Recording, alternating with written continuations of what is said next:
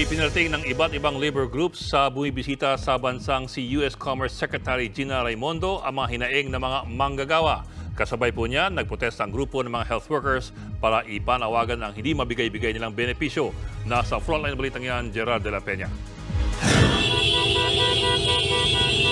Kinalampag ng grupo ng mga healthcare worker ang tanggapan ng Department of Health NCR sa Mandaluyong kanina.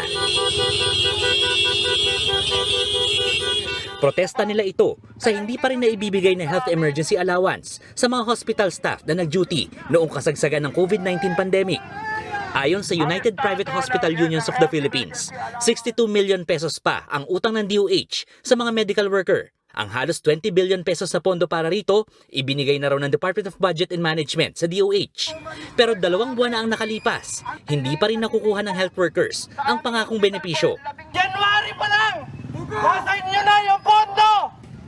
Tinuturo kayo ng DBM! Na nandyan ang pondo sa inyo! Anong ginagawa ninyo? Kulang pa ba yung 3 taon na paghihintay ng mga healthcare workers? Ang hinaing na yan ng hospital workers at iba pang issue sa labor sector ng bansa ang natalakay sa paipagpulong ng mga labor group kay U.S. Commerce Secretary Gina Raimondo.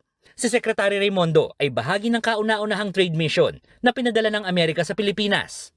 Panawagan ng labor sector kung mamumuhunan ang mga kumpanya ng Amerika sa Pilipinas. Sana raw sumentro ito sa kapakanan ng mga manggagawa. Ibig sabihin, dapat umanong pahalagahan ng karapatan ng mga manggagawa, gaya ng pagkakaroon ng nararapat na sweldo.